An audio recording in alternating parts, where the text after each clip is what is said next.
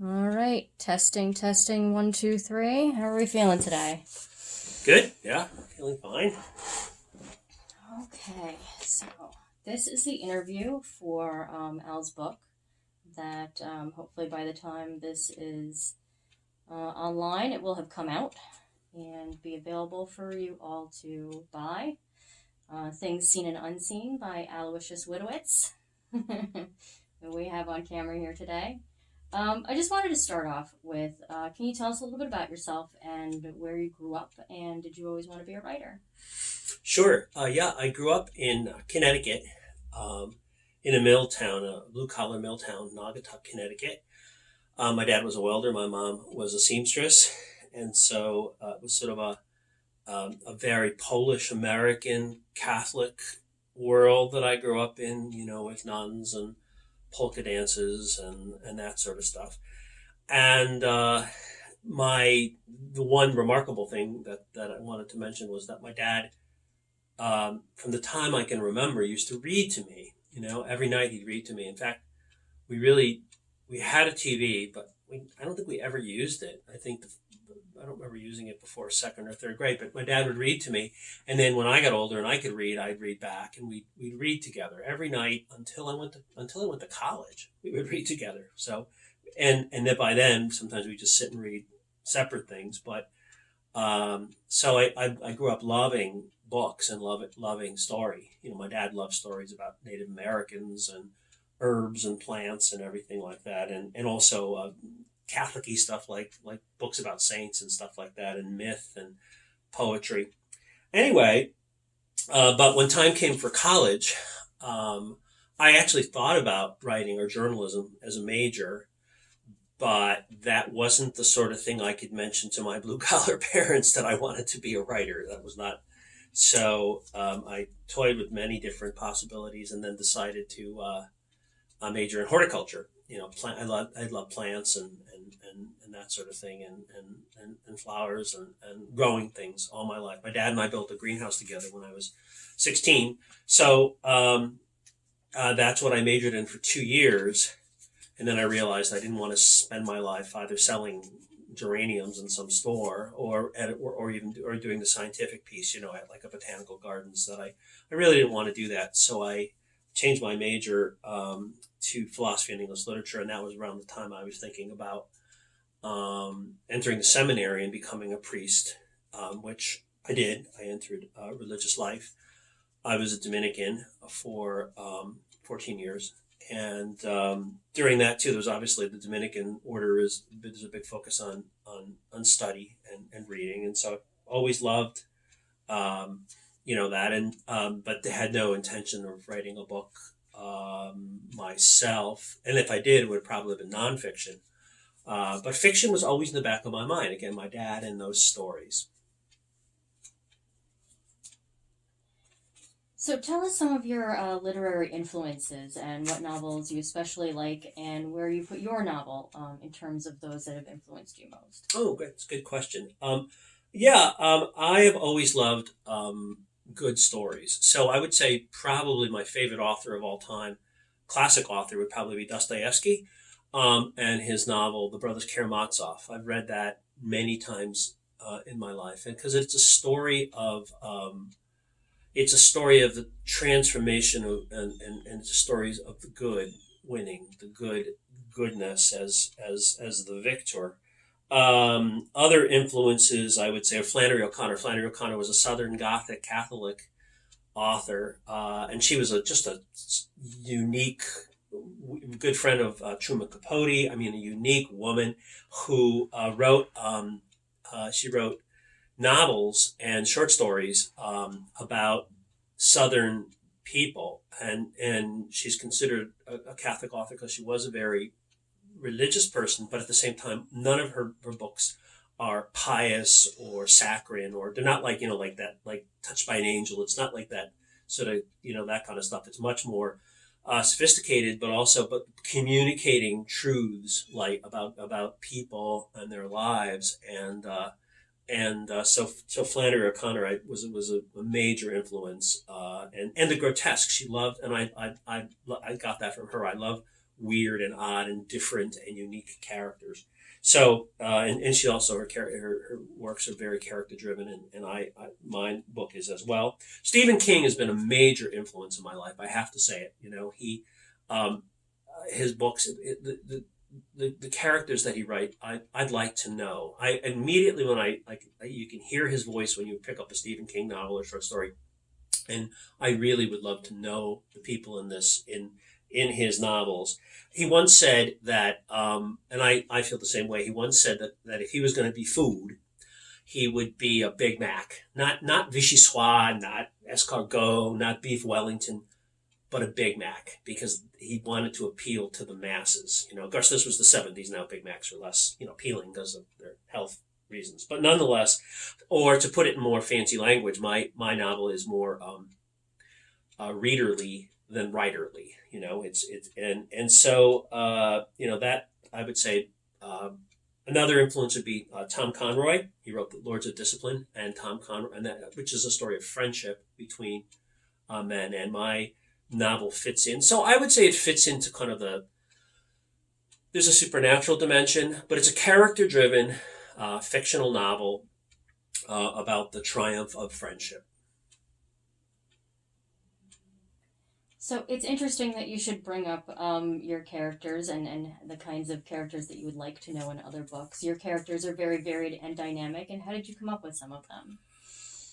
Well, as I mentioned, friendship. I've always loved the quotation by St. Thomas Aquinas that friendship is the deepest part of love. And if you do a search, any kind of search, Google search, whatever, for fiction, friendship novel, friendship between men, you'll find very, very little. What you find is either about war, stories of soldiers, and that's certainly important, or stories about boys, like Stand By Me, the Stephen King novella, stories about boys, or you'll find, gay men. Sometimes, though, it's fiction that has a story about the friendship between a bunch of gay men. But there's very little other than that, and so that kind of intrigued me. And as friendship's always been sort of a great interest in my life, and also I feel like I've always had a logical family, and that's my family and my son, and then a biological family. I mean, a logical family. I'm sorry, a biological family, and then a logical family. And the logical family are the friends that I've gathered in my life, and they are extraordinarily important to me. Someone once said that when the Big Bang occurred, millennia ago, or however millions of years, the nitrogen atoms were dispersed, and that if you find someone that has some of those nitrogen atoms, that there's a certain kinship, a certain something that binds you together, logical family, if you will. And so I have, searched for those people in my life, and one of them, I mean, some best friends, and modeled, the characters Will and Frank on friends, male friends. Yep. And you mentioned to the quote, Thomas Aquinas, friendship is the deepest part of love. And you put that in the beginning of your book in your dedication page. So what does that quote mean to you, and where did you come across that, and how has it developed in your life? Well, the quotation is from the prima pars, I believe, of the Summa Theologica by St. Thomas Aquinas. And obviously, when I was studying in the seminary in the Dominicans, Thomas Aquinas was a very famous medieval Dominican. And being in a religious order of men, that is sort of monks, really the Dominicans are friars, monks that have hit the road, but being in a religious order of men, friendship is an extremely important thing in terms of your survival as a person, because no one can just live some people live as hermits, but most people want to live with other people in friendship, in fellowship. And so when I came upon that quotation, it just immediately struck me as profoundly true. And also, I have found it in many different relationships. Let's take marriage. People marry for many, many reasons. People marry for physical attraction. People marry for common interests. People marry for money. In my 35 years now as a therapist, as a psychotherapist, I would say that the marriages that I've, including my own, that I've found to be the most successful, where people still like each other, are the marriages where they have a vibrant and an alive friendship, a true devotion to each other. But obviously, in any relationship, there's going to be ups and downs, but that friendship will carry you through when things are difficult. So it's been kind of a motto of mine. Friendship is the deeper part of love for many years now. So you mentioned your priesthood earlier, that you were part of the seminary, and I noticed that in your book, your chapter titles are split up by feasts of saints and other significant dates in the church. Can you tell me a little bit about that? Sure, it's kind of different. The book takes place in a year and a day. And it begins on June 13th, the feast of St. Anthony at Padua. And people know about St. Anthony in sort of Catholic circles, but other circles too. St. Anthony's the saint you pray to if you lose something. And so it's a story of these two men losing the life that they knew and finding a different life. And, they walk into a bar one day, and when they leave the bar, their life has changed. Some things are exactly the same, and some major things are remarkably different. One has no spouse at all. The other has a spouse that he's never met and children that he's never met. And then, yes, the Frank character discovers that he is a Catholic priest. So, and he had been before, but he goes back to the parish, and they both function in this new world.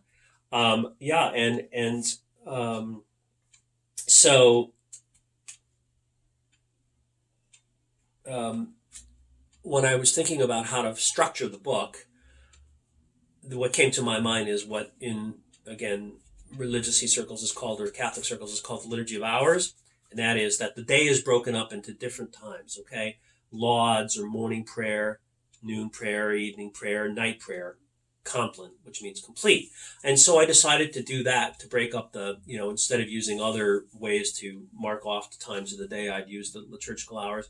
And then secondly, since it's a year and a day, the book starts on the Feast of St. Anthony and it ends on the Feast of St. Anthony, relating to that whole lost and found theme, but also during the year, the different saints that show up, on those particular days. Sometimes there's absolutely no correlation to what's happening in the book, and sometimes there is.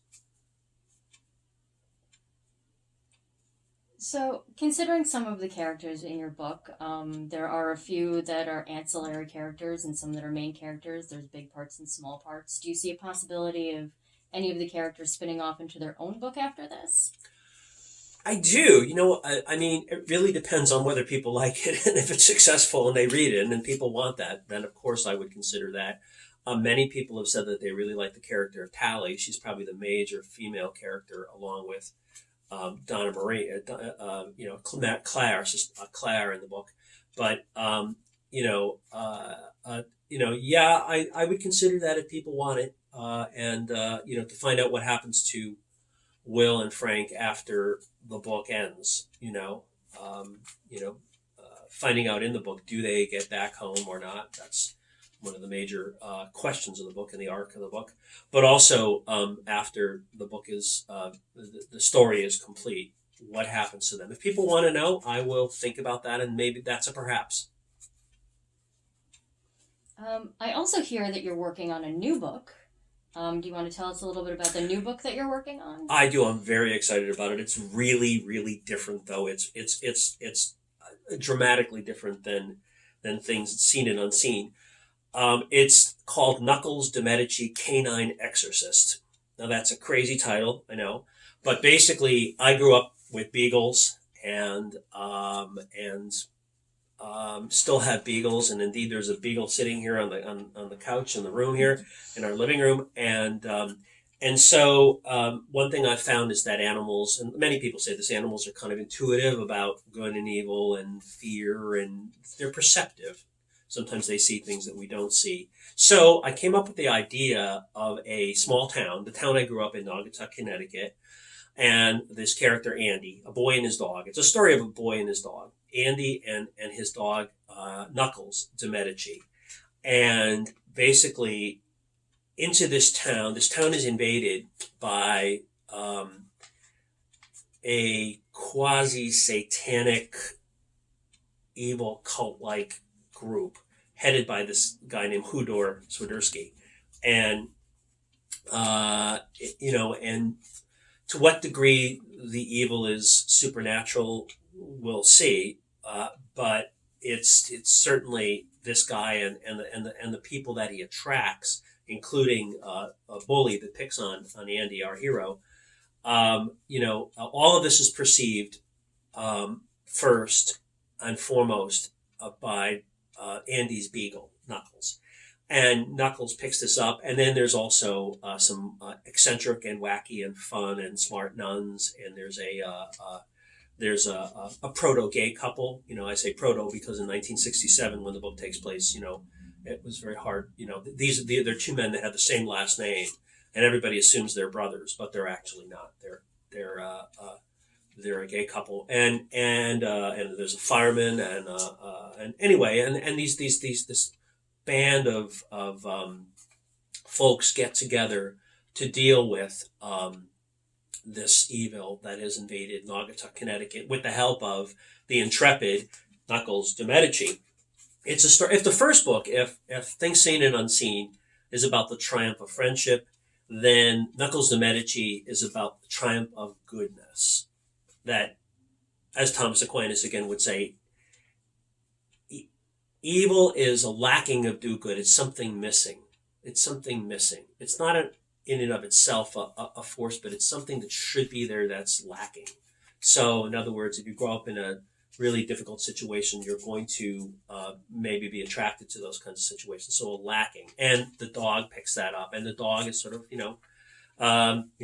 animals are very intuitive and they're very sensitive. And plus, people love dogs. And there's nothing cuter and sweeter and more fun and more annoying and destructive than a beagle.